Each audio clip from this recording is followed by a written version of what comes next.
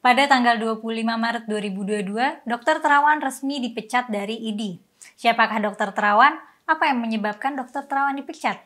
Simak ulasan selengkapnya bareng aku Mela hanya di Headline.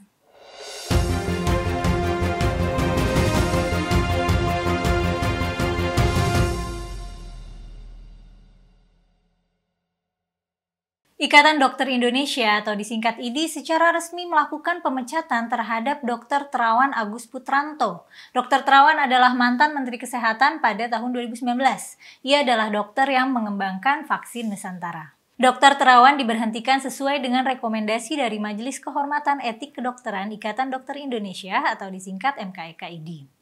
Komisi 9 DPR RI yang membidangi kesehatan ramai-ramai membela Terawan. Anggota Dewan pun mengusulkan agar IDI dipanggil ke Senayan. Mereka menilai keputusan IDI merupakan sikap yang arogan.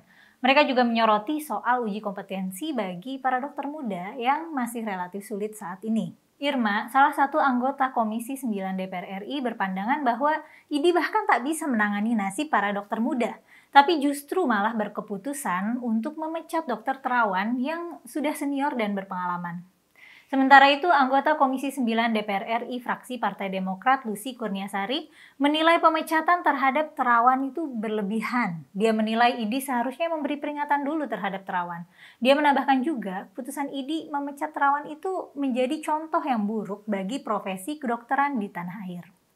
Para dokter dikhawatirkan akan takut melakukan inovasi di bidang kesehatan yang tidak sesuai dengan pakem lazim di dunia kedokteran. Padahal inovasi kerap kali muncul dari temuan di luar pakem yang diterapkan suatu profesi. Kreativitas dalam memodifikasi metode riset kerap dapat mendorong temuan di luar yang diperkirakan sebelumnya. Dia meminta IDI mencabut keputusan pemecatan terhadap Terawan. Dia meminta agar IDI mengedepankan pembinaan. Lantas, sebenarnya apa penyebab Terawan sampai dipecat permanen?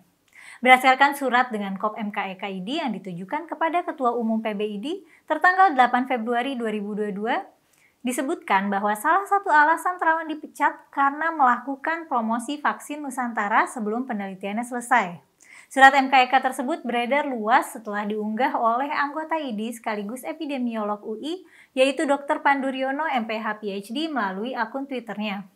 Dr. Pandu mengatakan bahwa kasus pelanggaran etika berat Dr. Terawan cukup panjang. Hasil keputusan MKEK tersebut dibahas pada sidang khusus Muktamar IDI ke-31 tanggal 21 hingga 25 Maret 2022. Merujuk pada surat MKEK tersebut, berikut ini 5 poin penting yang menjadi alasan mengapa Terawan dipecat. Pertama, Dr. Terawan belum menyerahkan bukti telah menjalankan sanksi sesuai SK MKEK nomor 009320-PB-MKEK strip keputusan /02/2018 tertanggal 12 Februari 2018 sampai hari ini.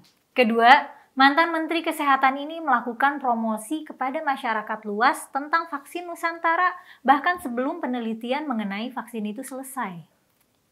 Ketiga, Dr. Terawan bertindak sebagai ketua dari Perhimpunan Dokter Spesialis Radiologi Klinik Indonesia, yang mana badan tersebut dibentuk tanpa melalui prosedur yang sesuai dengan tata laksana dan organisasi IDI dan proses pengesahan di Muktamar IDI.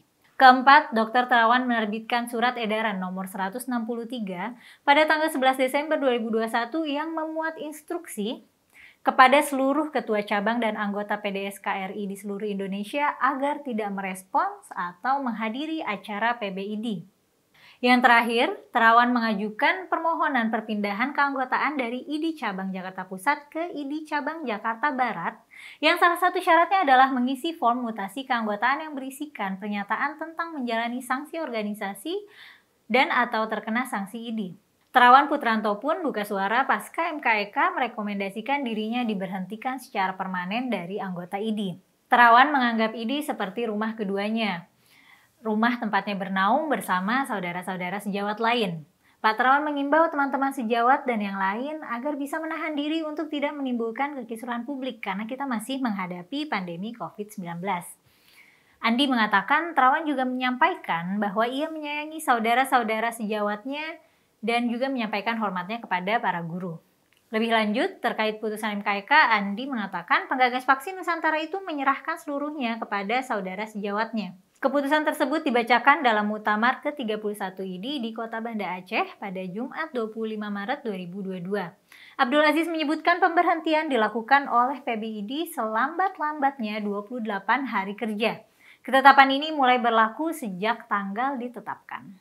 Sebelumnya, Ketua Ikatan Dokter Indonesia Aceh, Safriza Rahman mengatakan rekomendasi pemberhentian Terawan dari keanggotaan IDI merupakan hasil evaluasi kinerja pengurus sebelumnya. Safrizal menjelaskan rekomendasi pemberhentian Terawan merupakan hasil rekomendasi pada saat muktamar di Samarinda 3 tahun lalu. Namun, pengurus PBID sebelumnya tidak mengeksekusi hasil rekomendasi tersebut. Safrizal enggan menjelaskan pertimbangan MKEK merekomendasikan pemberhentian mantan Menteri Kesehatan itu dari anggota IDI secara permanen. Mantan tenaga ahlinya saat menjabat sebagai Menkes, Andi, mengatakan bahwa Dr. Terawan masih berpraktik menangani pasien di Rumah Sakit Dinas Kesehatan Tentara Slamet Riyadi, Solo, Jawa Tengah. Nah, segitu dulu ya update-nya terkait kasus pemecatan Dr. Terawan oleh IDI. Kalau menurut kalian gimana nih? Dr. Terawan dipecat atau jangan? Silahkan jawab pandangan kalian di kolom komentar atau di sosial media masing-masing juga oke. Makasih ya udah nonton video ini sampai habis. Dan jangan lupa di like dan di share. Subscribe juga channel YouTube Deo Live dan nyalain lonceng notifikasi supaya nggak ketinggalan video selanjutnya. Sampai jumpa di episode headline berikutnya.